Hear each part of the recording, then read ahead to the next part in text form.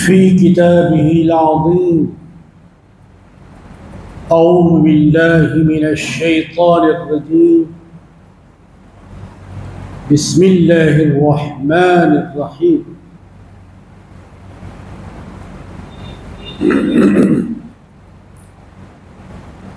या इब्राहीम क़द सद्दक़्ता रुया इन्ना कज़ालिका नजज़िल मुहसिनीन।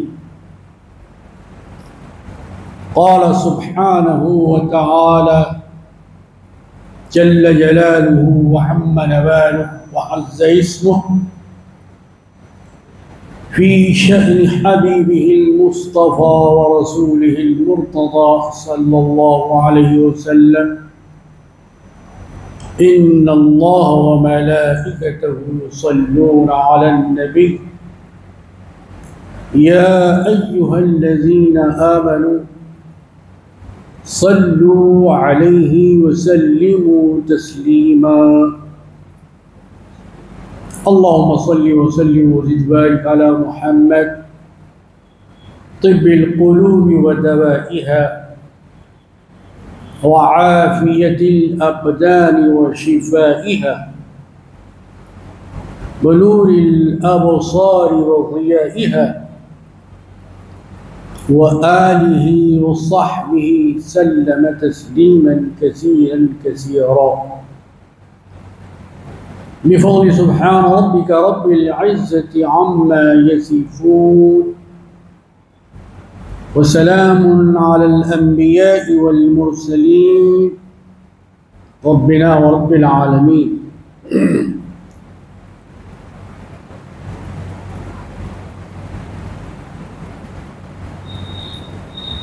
जिस मुबारक और मुक़द्दस महीने में हम दाखिल हो चुके हैं वो इस्लामी महीना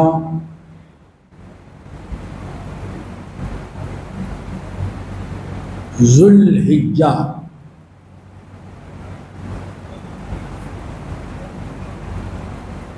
उर्फ़ आम में जिसको हज का महीना कहा जाता है।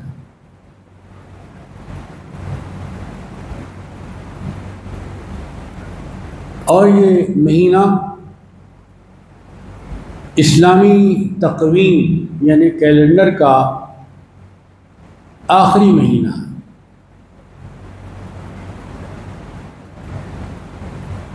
जिस इस्लामी साल का मुहर्रम से आगाज़ हुआ था वो इस्लामी साल ज़ुल्हिज्जा अल हराम पर ख़त्म हो जाता है, 12 महीने मुकम्मल हो जाते। जिस तरह शमसी कैलेंडर में 12 महीने होते हैं वैसे ही कमरी यानी चाँद के कैलेंडर में भी 12 महीने होते हैं। वो चाहे शमसी महीने हो या कमरी महीने, दोनों का बनाने वाला वो अल्लाह ताला ही है।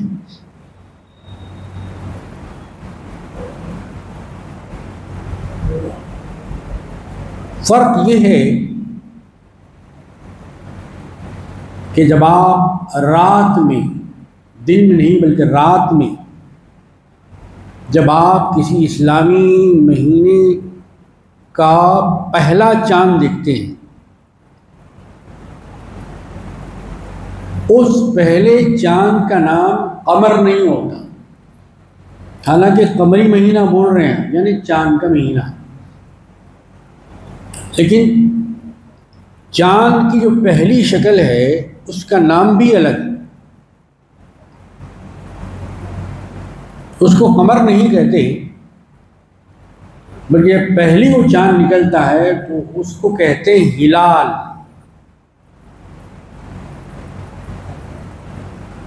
उसके बाद में जब वो बढ़ता है और अपनी चांदनी ज़मीन पर बिखेरता है तो फिर वो हिलाल जो छोटा था बढ़कर खमर बन जाता है। तो बसा औकात खमरी महीने को हिलाली महीना भी कहते हैं। हिलाली महीने से भी मुराद चांद का महीना है।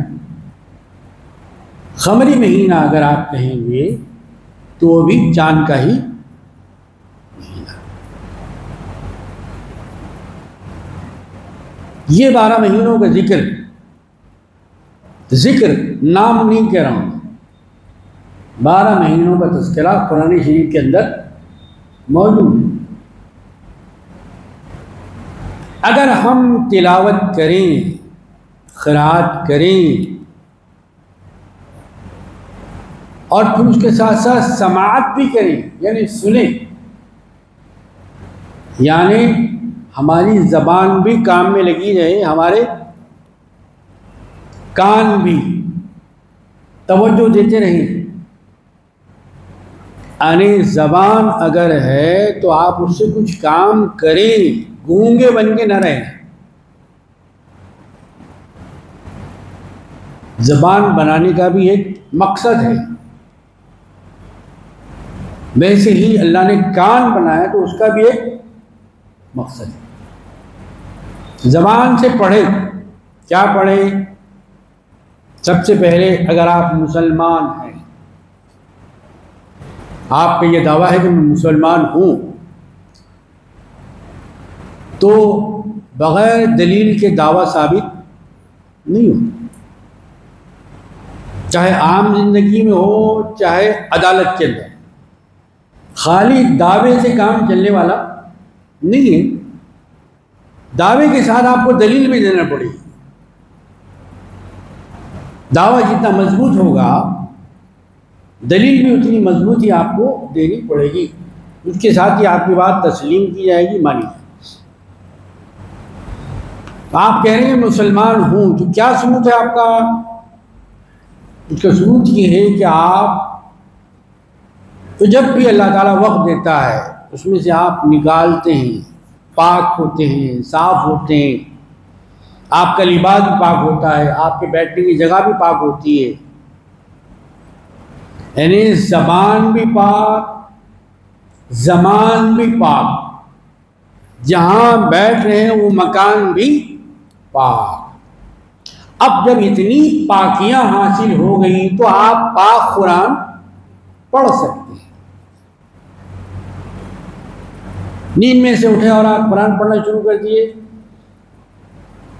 पढ़ सकते हैं ज़बानी आप, लेकिन जहां तक छूने की बात, हाथ लगाने की बात, मस करने की बात है, तो इस्लाम में उसका तरीक़ा बताया गया कि ये आम किताब नहीं है, इसको पाकी के साथ छूना है।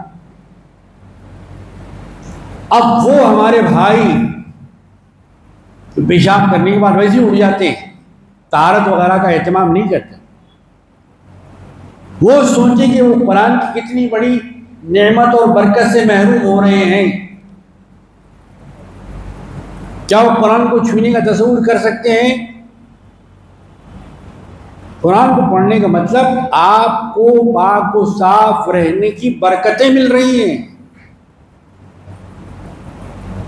तो कुरान पढ़ना है और कुरान को सुनना है। ज़बान का भी मकसद पूरा हो रहा है, कान का भी मकसद पूरा हो रहा है। फिर उसके बाद तीसरा जो मकसद है उस पर अमल करना है। तीसरा मकसद पैगंबर पाक साहिब लौलाक लमा खलक़तुल अफ़लाक सैयदुल अक़वाम हुज़ूर पाक मोहम्मद मुस्तफ़ा सल्लल्लाहु अलैहि वसल्लम ने इरशाद फरमाया, ऐ मोमिनो, कुरान की तिलावत बेहतरीन इबादत है। मतलब क्या हुआ कि जब आप कुरान पढ़ेंगे तो आपकी नीयत ये हो, आपकी नीयत भी अच्छी हो, ज़बान भी अच्छी हो। अगर नीयत में आपकी गड़बड़ है, खोट है, तो फिर समझ लिया आपकी ज़िंदगी में कभी अच्छा ही नहीं आता, बरकत नहीं आती। नीयत को भी अच्छा रखना है, ज़बान को भी अच्छा रखना है। कुरान टाइम पास करने के लिए नहीं पढ़ा जाता। ये मुसलमान को सोचना चाहिए, ये समझना चाहिए कोई आदमी कुरान पढ़ा है बट टाइम पास कर रहा है, नहीं, गलत है आपका ख्याल। अपने ख्याल की तस्दीक कर लीजिए। नऊज़ बिल्लाहि मिन ज़ालिक, अल्लाह इससे महफूज है। कुरान शरीफ टाइम पास करने के लिए नहीं पढ़ा जाता। जो लोग पढ़ रहे हैं टाइम पास नहीं कर रहे हैं, बल्कि अपने आप को जिंदगी और आखिरत के इम्तिहान में पास और कामयाब कर रहे हैं। अफ़ज़लुल इबादति तिलावतुन, कुरान शरीफ आप जो पढ़ रहे हैं तो बेहतरीन इबादत। एक चीज में फजीलत है और एक चीज में अफजलियत है। फजीलत वो भी अच्छी, लेकिन उससे और आला चीज, बुलंद चीज, बेहतर चीज क्या है? वो अफजलियत है। आप अकेले नमाज पढ़ रहे हैं तो आपकी नमाज हो जाए, लेकिन जब अकेले ही आपको नमाज पढ़ना है तो फिर इस्लाम में मस्जिद बनाने का हुक्म क्यों दिया गया? कब बनाएंगे मस्जिद आप? कब तामीर में हिस्सा लेंगे आप? अकेले पढ़ेंगे तो उसका अलग सवाब है, लेकिन अगर जमात के साथ, मुसलमान भाइयों के साथ एक सफ में ठहर कर कंधे से कंधा लगा के पढ़ेंगे तो 27 दर्जे सवाब मिलेगा।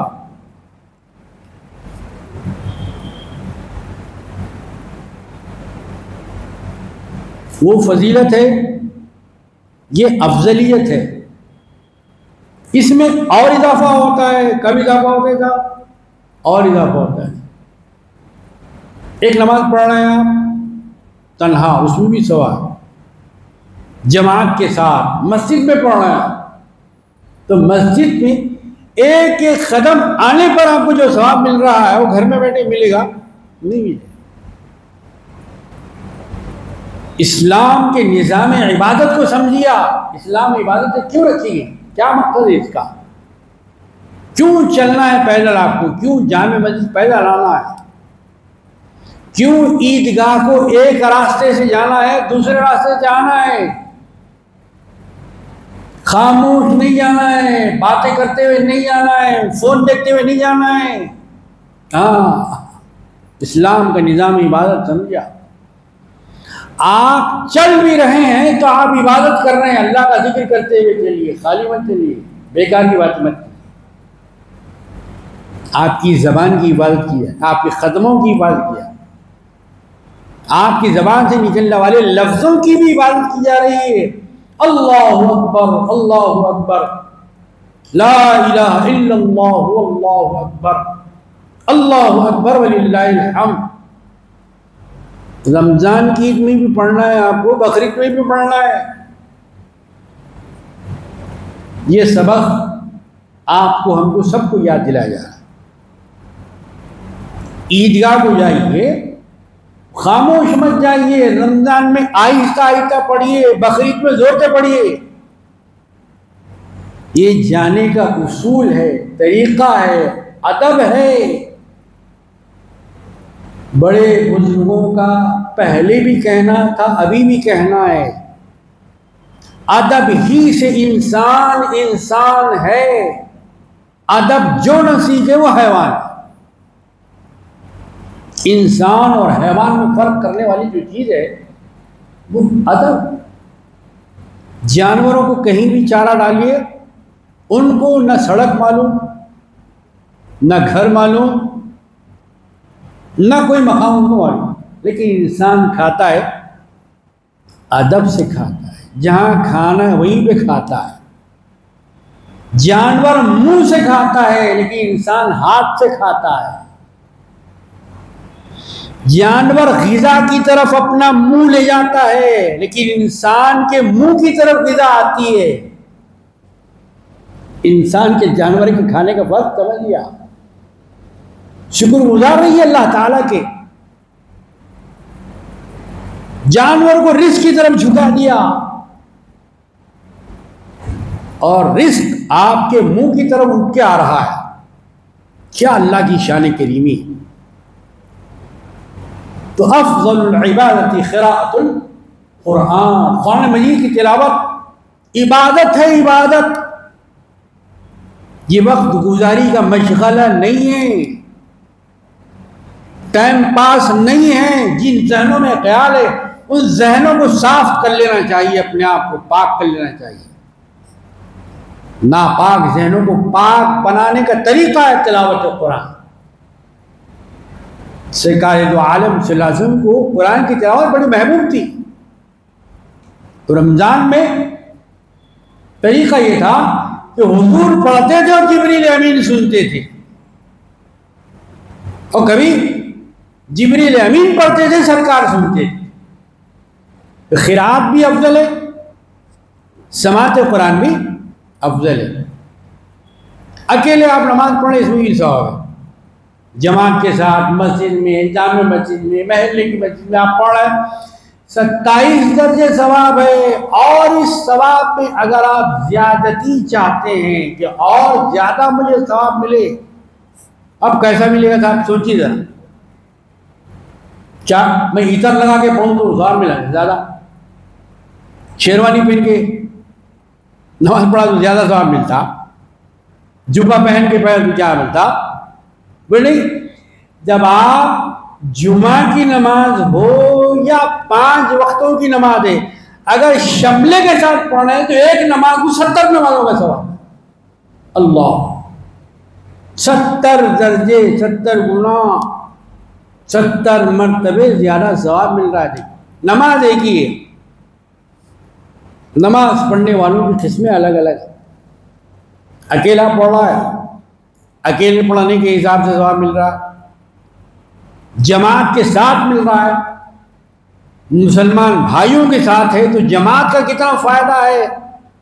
और जमात में जब सरकार की सुन्नत शमले का ख्याल कर रहा है तो गोया 70 नमाजों का एक नमाज में उसको सवाब मिल रहा है। देखिए, एक को भी सवाब मिल रहा है, फजीलत है, 2 को भी सवाब मिल रहा है, फजीलत है, लेकिन तीसरे को जो मिल रहा है फजीलत नहीं मिल रही, अफजलियत मिल रही है, अफजलियत।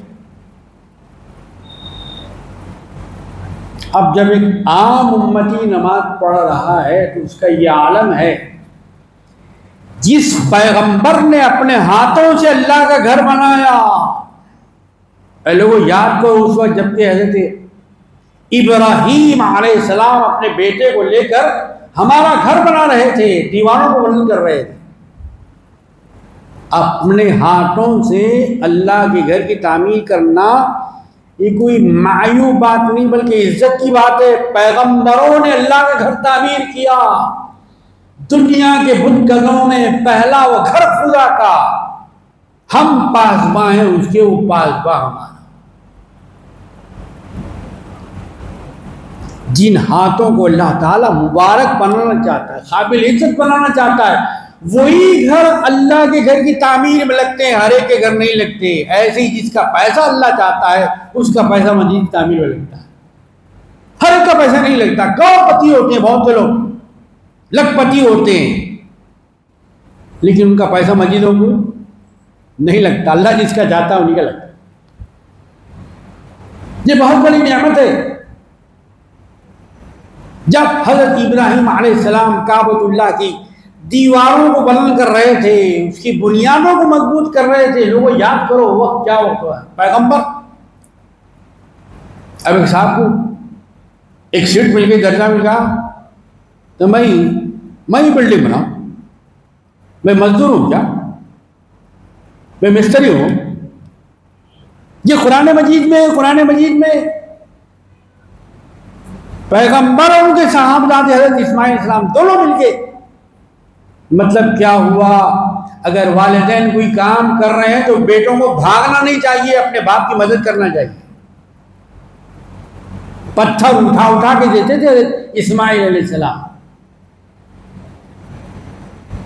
मट्टी उठा के देते थे। ईंटें उठा उठा के देते थे। उस वक्त जो भी तामीर करने का मसाला था उस जमाने में दस्तयाब था, जमाने का दस्तूर था, तरीका था, उस हिसाब से हज़रत इस्माइल अलैहिस्सलाम अपने वालिदैन का हाथ बटाते थे और आपके बच्चे अपने वालिदैन का हाथ कटाते थे। ये फर्क है। इताअत गुजार, फरमा बरदार, शरीयत का संभालने वाला बेटा अलग होता है, ना फरमान अलग होता है। फरमा बरदार बेटा अपने वालिदैन का, अपने माँ बाप का हाथ बटाता है और आज बच्चे अपने बापों के हाथ काटते हैं, मारते हैं, गालियां देते हैं। मेरे अजीजों दोस्तों, ये हज़रत इब्राहिम अलैहिस्सलाम का मुबारक वाक़या कोई कहानी और किस्सा नहीं है, किताबों में लिखा है, कुरान मजीद में है। कुरान मजीद कोई भी दुनिया की किताब बड़ी से बड़ी हो सकती है, लेकिन याद रखिए खुदा की किताब कुरान से बड़ी कोई किताब नहीं हो सकती। कुरान कसम खाने के लिए जमीन पे आई है, 84 बेटियों के जहद में देने के लिए कुरान आई है, 84 नए मकान, नई दुकान में कारोबार शुरू करने के लिए कुरान आई है। मेरे अजीज दोस्तों, नहीं, कुरान तो पढ़ने के लिए आई भाई, कुरान अमल करने के लिए आई, बरकतें हासिल करने के लिए आई। अब ये हमने बना लिया भाई जब मरते ही चलो हाफिज साहबों को बुलाओ, वो भी किराए की तिलावत हो रही है, खुद आप क्यों नहीं करते भाई? जियारत है, अच्छा चलो हाफिज साहब को बुलाओ भाई। अरे घर वाले पढ़ना भाई, घर वाले ज्यादा मुस्तहक हैं। वो हाफिज साहब मैयत का रिश्ता है या आपका रिश्ता है घर वालों का? आप बेटे हैं, नवासे हैं, पोतरे हैं, पोतरी हैं, आपका रिश्ता है या वो पढ़ने वालों का रिश्ता है? कितने अफसोस की बात है कि हम अपने बाप के लिए, अपने नाना के लिए, अपने दादा के लिए, अपने सदर खानदान के लिए हम कुरान पढ़ के बखत नहीं सकते, उसमें भी दूसरों के मोहताज हैं। क्यों नहीं सीखा हमने कुरान शरीफ पढ़ना?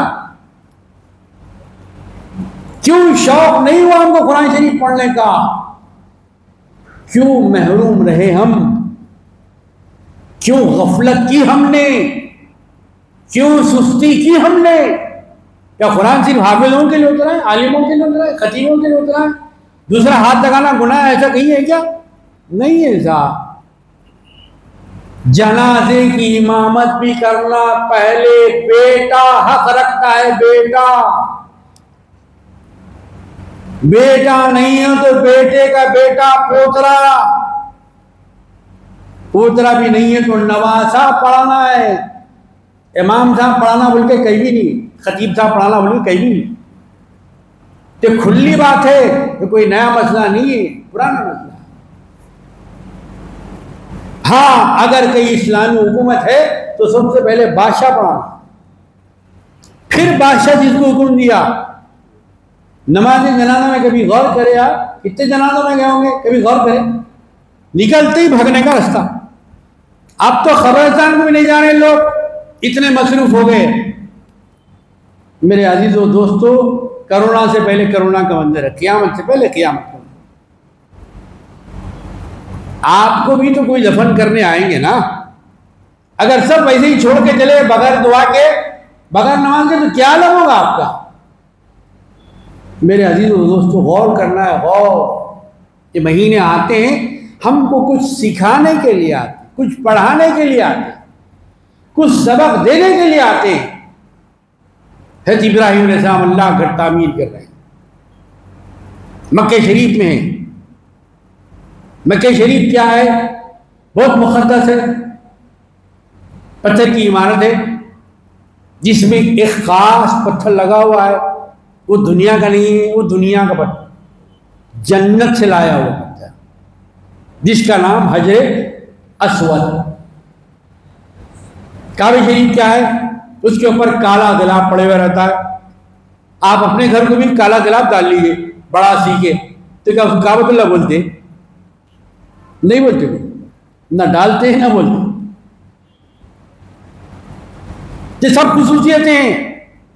लेकिन ये घर खालिस अल्लाह ताला की इबादत के लिए बनाया गया। यहां लोग आएंगे, तवाफ करेंगे, चक्कर लगाएंगे। 10 करोड़ का घर बना एक साहब, आपके दोस्त है, आपके महल्ले वाले है, आपके रिश्तेदार है, 10 करोड़ का घर बना है। अरे 10 करोड़ का घर बना है भाई, खाली देख लेके चले आ रहा है, इसका तवाफ करो, करते आ तो 10 करोड़ का और 100 करोड़ का है, तो 100 करोड़ का हो, पूरी दुनिया भी अगर आप लगा दिए तो जाके घर को सिर्फ तमाशा देखेंगे, लेकिन तवाफ नहीं करेंगे। तवाफ तो सिर्फ काबतुल्लाह का करेंगे, उसी का हुक्म है करने का, किसी और घर का तवाफ नहीं होगा। अल्लाह, क्या खुदा के घर की शान। किसने बनाया ये? सबसे पहले हज़रत आदम अलैहिस्सलाम। आदम अलैहिस्सलाम सफ़ीउल्लाह से मशहूर। सफ़ी के माना चुना हुआ, मुंतखब, सेलेक्टेड। अल्लाह ताला ने उनको चुना। किस बात से चुना भाई? सबसे पहला इंसान बनाने के लिए उनको चुना। अगर आपसे पूछे कि साहब आपके अब्बा हुजूर का नाम क्या है, आप बता देंगे। आपसे पूछे कि आपकी मादर मेहरबान का नाम क्या है, तो आप उनकी जान का नाम बताएंगे। अगर आपसे कोई पूछे आदम अलैहिस्सलाम के अब्बा का नाम बताइए, बीवी हवा की अम्मी का नाम बताइए, तो बोले कोई वो सारी इंसानियत के अब्बा है, सारी इंसानियत की अम्मा जान है। दूसरों को जितनों ने बनाया, अल्लाह ने अपनी खुदरत से बनाया, सुन्नत से बनाया। अल्लाह ताला ने उनको जो बनाया अपनी खुदरत से बनाया, दस्ते खुदरत से बनाया, दूसरों को जरिए से बनाया, वसीले से बनाया। तो हज़रत आदम अलैहिस्सलाम किससे मशहूर है? सफ़ीउल्लाह। उसके बाद फिर अल्लाह पाक ने इंसानों की हिदायत, सही रास्ता, नेक बनो, एक बनो, बुरे मत बनो, बद बनो, बदनाम मत हो। लेकिन आज क्या हो रहा है? बुरे तो बुरे एक दूसरे का गला काट रहे हैं और दूसरे खून बहा रहे हैं, जान ले रहे हैं। जान कौन? मुसलमान। मुसलमान जान देने वाला होता है भाई, जान लेने वाला नहीं होता। मुसलमान की तारीफ ये है कि दूसरों को जरूरत पड़े तो खून देता है अपना। दूसरों का खून लेने वाला कभी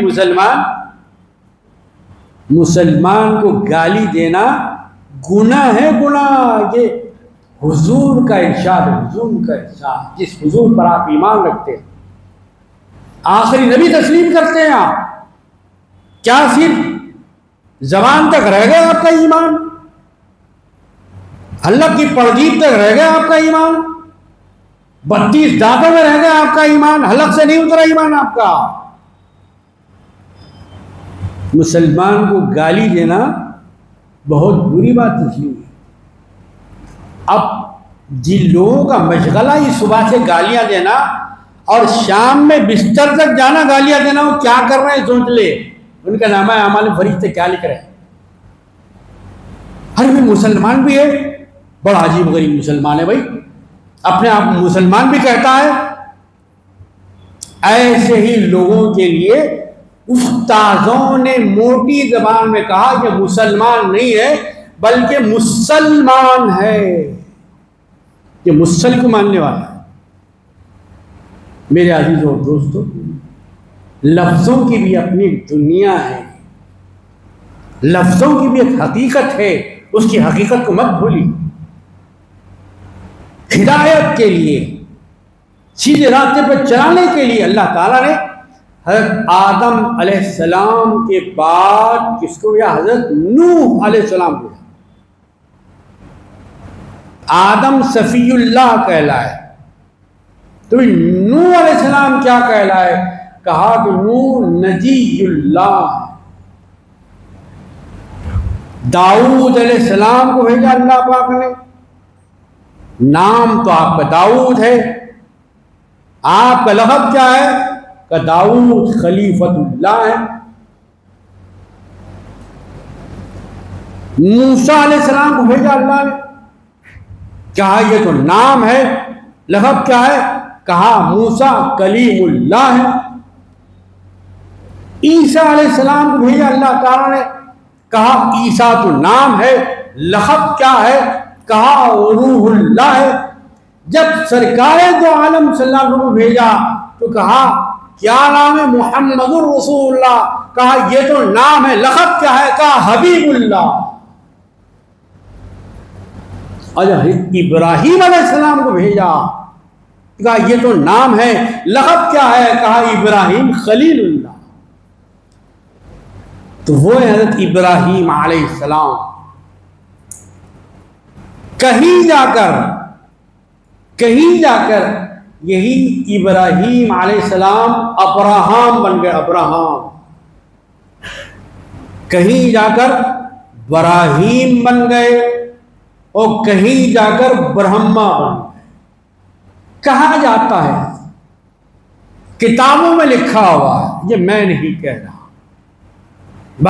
इब्राहीम अलैहिस्सलाम सरकार दो आलम सल्लल्लाहु अलैहि वसल्लम जब सहाबा कराम ने 10 बता या रसूलुल्लाह सल्लल्लाहु अलैहि वसल्लम, आखिर ये ईद उल अज़हा में कुर्बानी क्यों देना, इसकी वजह क्या है, इसका सबब क्या है, क्या इसके बगैर नहीं चलता?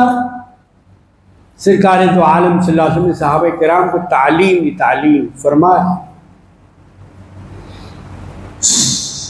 सरकार दो आलम सल्लल्लाहु अलैहि वसल्लम सबसे बड़े मुअल्लिम हैं और सहाबा सबसे बड़े मुतअल्लिम हैं। सिखाने वाले को मुअल्लिम कहते हैं। अल्लमा युअल्लिमु तालीमन फहुवा मुअल्लिमुन। सरकार ने फरमाया इन्नमा बुइस्तु मुअल्लिमा, ऐ लोगों मैं पैगंबर हूं, मैं रहमतुल लिल आलमीन में हूं, मैं शफीउल मुज़नबीन में हूं, मैं आखिब भी हूं, मैं नाहिन भी हूं, मैं आमिर भी हूं, और मेरी एक सिफत खूबी ये है कि मैं मुअल्लिम भी हूं, यानी तुमको पढ़ाने वाला हूं।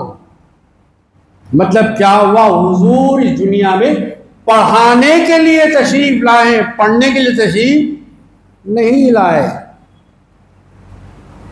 सहाबा को जो मिला तो सरकार दो आलम सल्लल्लाहु अलैहि वसल्लम, अहले बैत ने जो हासिल किया वो सरकार दो आलम सल्लल्लाहु अलैहि वसल्लम से हासिल किया। जाहिर से भी हासिल किया तो सरकार ही उसका मरकज है, बातिन से भी हासिल किया तो सरकार ही उसका मरकज है। अब देखिए, अहले बैत का ताल्लुक सरकार की पुश्ते मुबारक से है। इशारा किधर है? अकलमंद को इशारा काफी है। अहले बैत का ताल्लुक उससे है, और साहबा ने जो हासिल किया सरकार के सीने से हासिल किया। सरकार की पुष्ट भी मुबारक है, सरकार का सीना भी मुबारक। इसीलिए कहते इल्म सीना सीना बसीना।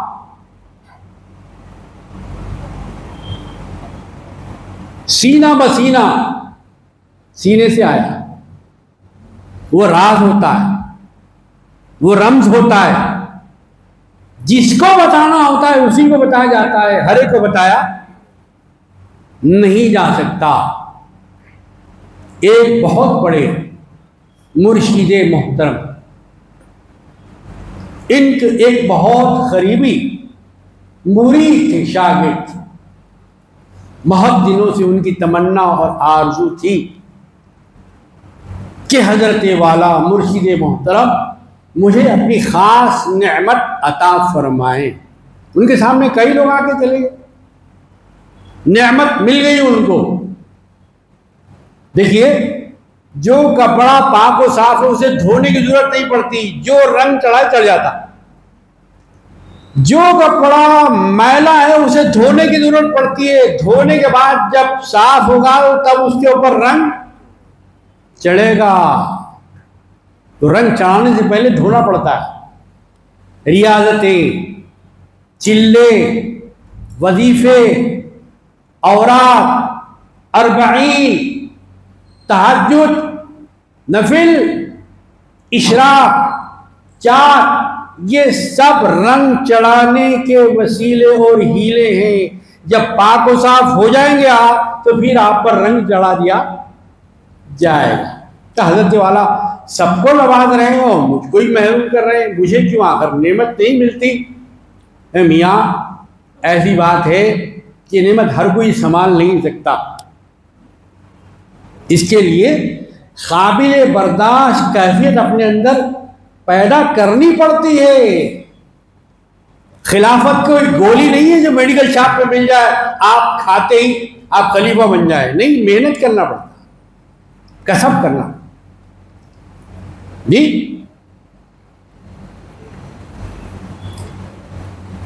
अब जब बहुत ही इसरार करने लगे, नहीं हजरत बहुत दिन हो गए, 12 साल हो गया हमें, 12 साल में कई लोग आए, नेमत लेके चले गए, अब तो होने मेरा। अच्छा ठीक है भाई, दे आओ, एक काम करके आओ, तो उसके बाद नेमत पक्की। हजरत अंदर से एक चीज मंगवाए, उसके ऊपर तुरपोश, पहले होता था तुरपोश, मसाला टका हुआ खूबसूरत चमकीला चमकीला जी, वो ढाँप के दिए, बर्तन में रखे। बोले ये तो फलां महल्ले में नहीं साहब, उनको ले आके देखना, ये अमानत है, खबरदार इसको खोल के नहीं देखना, खोल के नहीं देखना है, जैसा मैं दे रहा हूं एज इट इज हूबहू ले जाके पहुंचाना।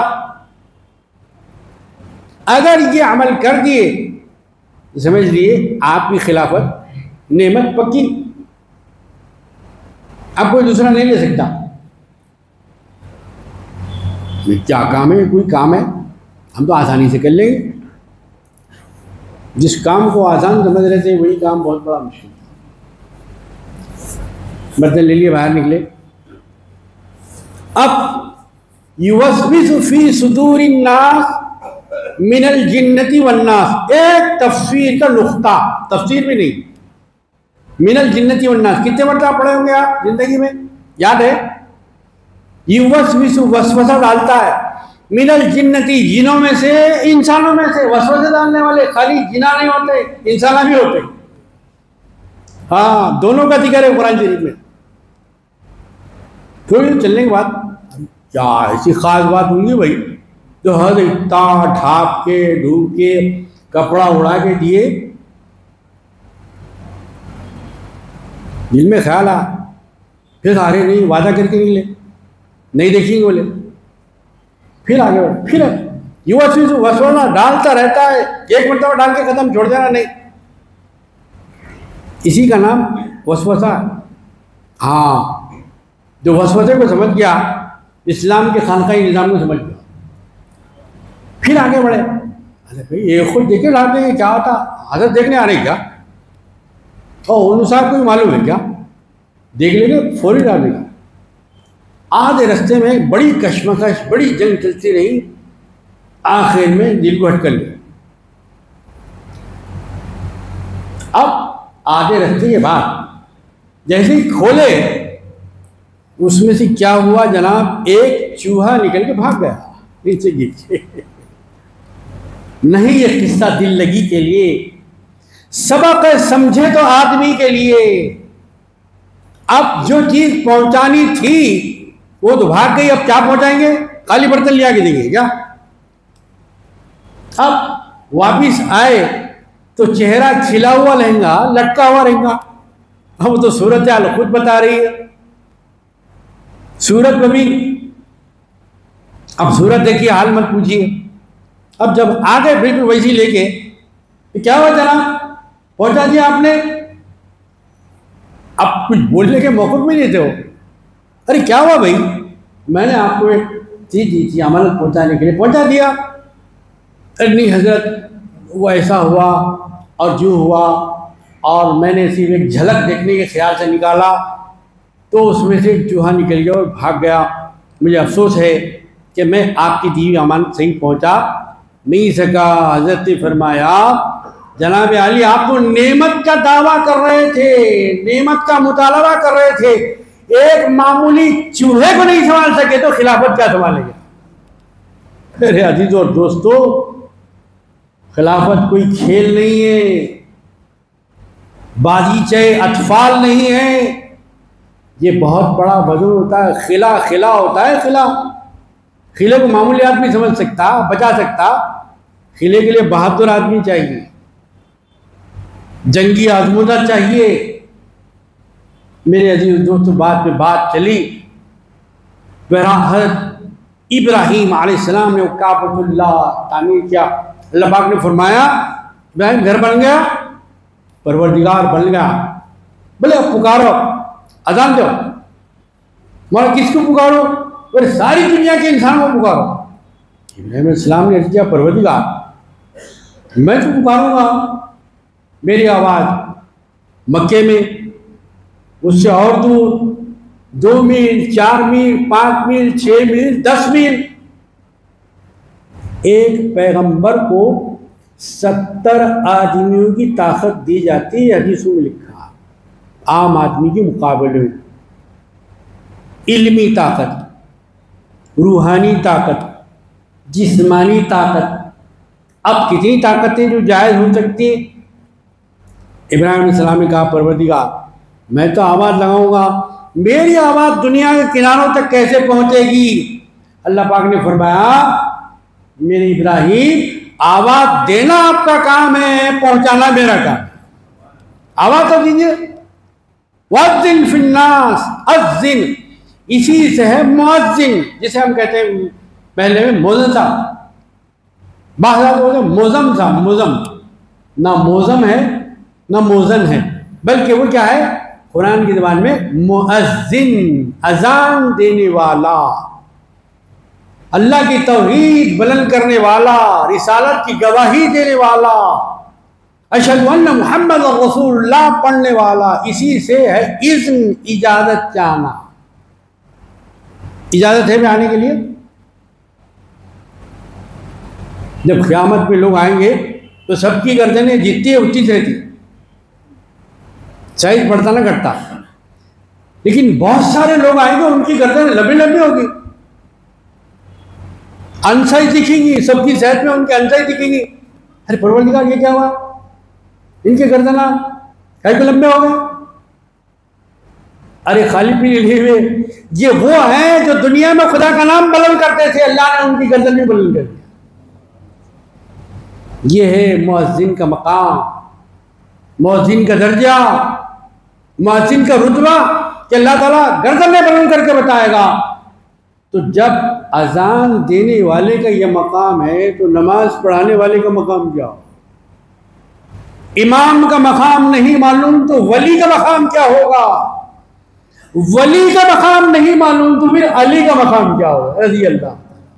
गौस का मकाम क्या, अब्दाल का मकाम क्या होगा, खुतब का मकाम क्या होगा, शहीद का मकाम क्या होगा, सिद्दीक का मकाम क्या होगा? अल्लाह मेरे अजीज़ और दोस्तों, बहरहाल कुर्बानियाँ कीजिए अल्लाह के लिए की। साहिब इस्तिताअत हैं,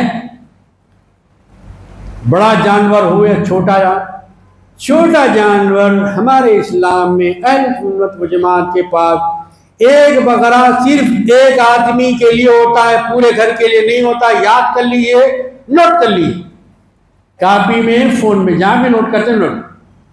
शरीयत का ये हुक्म है, उन्होंने फलां बोल रहे थे फलां पे ईमान नहीं लाया, आपका ईमान शरीयत पे।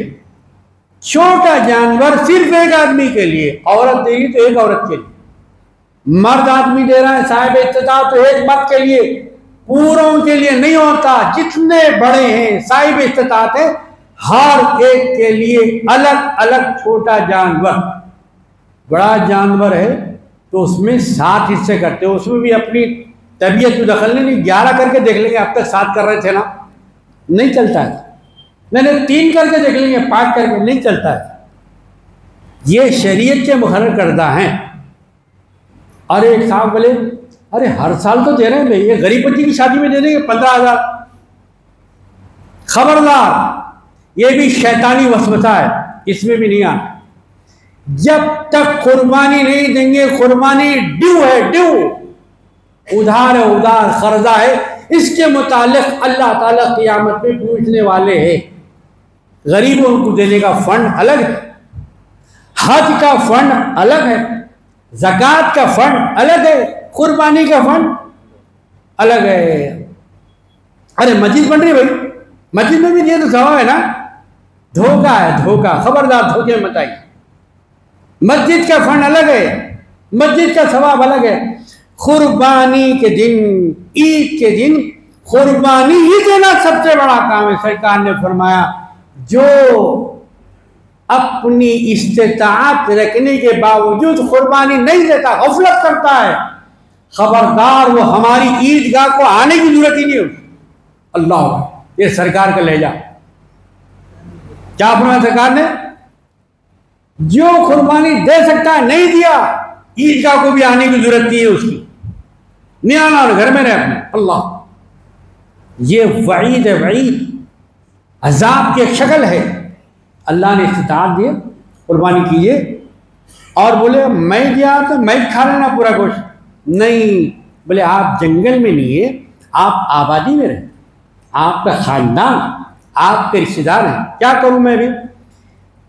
वो जो कुर्बानी आपने दी है उसके 3 हिस्से कीजिए। देखिए इस्लाम का कितना प्यारा निज़ाम, जियो और जीने दो, हयात लेके चलो, कायनात लेके चलो, चलो तो सारे ज़माने को साथ लेके चलो। मेरे अजीज़ों, दोस्तों, बुजुर्गों, इस्लाम का कितना खूबसूरत, कितना प्यारा प्यारा 3 हिस्से के लिए। एक हिस्सा सबसे पहले आप अपने पास रख दिया, फिर आपके रिश्तेदार है ननियाल के, ददियाल के, दूसरा के, वो दूसरा उनको दिया, ये तीसरा बाकी रह गया ना।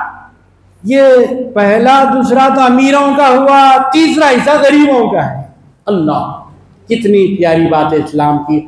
तीसरा हिस्सा जो आपके गरीब भाई, बेवा, लावारिस हैं, जिनके कोई पूछने वाला नहीं, उनका हिस्सा भी आपकी कुर्बानी में है। देखिए अगर आप मस्जिद में दे दिए पैसे, आपके खानदान वाले भी महरूम हो गए, गरीब भी महरूम हो। गरीब बच्ची की शादी में दे दिया पैसे, खुद आप भी कुर्बानी से महरूम हो गए, आपके रिश्तेदार भी महरूम हो गए, और आपके गरीब फकीर भाई भी महरूम हो गए। अब चमड़ा बाकी रह गया, उसके बाद से लड़ाई का कोई मसरफ बाकी नहीं रहा, क्योंकि चमड़ा दफन हो गया। आप खस्साब साहब को उजरत में नहीं देना, या खुद उसको साफ सुफ करके अपने इस्तेमाल में ला लेना, या किसी गरीब फकीर को दे देना चमड़े का मतलब। कुछ भी नहीं हो रहा तो खोद के दफन कर दीजिए। अब लड़ेगा, झगड़े नहीं रहा, मेरे को दो, तेरे को दो। तो मेरे अजीजों और दोस्तों, बुजुर्गों, ये कुर्बानी का हुक्म है। और नमाज पढ़ने के बाद कुर्बानी, नमाज से पहले कुर्बानी मेन फसल्ली लिरब्बिका वन्हर, पहले नमाज पढ़िए, फिर उसके बाद कुर्बानी कीजिए। कुरान शरीफ में ऐसा है क्या? वन्हर फसल्ली नहीं है, कुरान शरीफ की तरतीब है ये, पहले नमाज पढ़ना, फिर उसके बाद कुर्बानी देना। अब नमाज सरकार जो आलम साहब 5 वक्त की महल्ले में, जुम्मे की नमाज जाम मस्जिद में, ईद की नमाज ईदगाह में, ये तरतीब बाकी है। ये अलग बात है महल्ले पढ़े तो नहीं होती क्या? किसने कहा कि नहीं होती? मगर अफजलियत ईदगाह की है। बहरहाल नमाज अदा कीजिए, शुक्र अदा कीजिए अल्लाह तबारक व तआला का, उसने हमारी ज़िंदगी में, छोटी मुख्तसर ज़िंदगी में फिर एक बार ईद उल अज़हा दिया। परवरदिगार हमारी कुर्बानी को कबूल फरमा, हमारे सारे गुनाहों को इस कुर्बानी के एवज में कबूल फरमा ले। इंशाअल्लाह ताला जनकत हुआ सुन्नत अदा फरमा लिए। अपने फ़ोन बंद कर दिए।